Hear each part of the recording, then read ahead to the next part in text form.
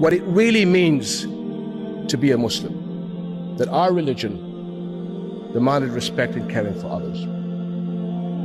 The Prophet Muhammad, peace and blessings be upon him, said, none of you has faith until you love for your neighbor what you love for yourself. This is what it means to be a Muslim. Among the very names of God we hear the compassionate, the all-merciful. All my life, every day, I have heard and used the greetings, Assalamu alaikum. A wish for the other to be blessed with peace. This is what it means to be a Muslim.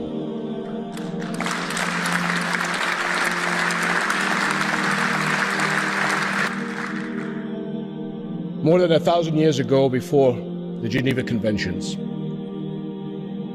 Muslim soldiers were ordered not to kill a child, a woman, or an old person, not to destroy a tree, not to harm a priest, not to destroy a church. These are the same values of Islam we were taught in school as children, not to destroy or desecrate a place where God is worshipped, not a mosque, not a church, not a synagogue. These are the values I teach my children, and they will hand it on to theirs.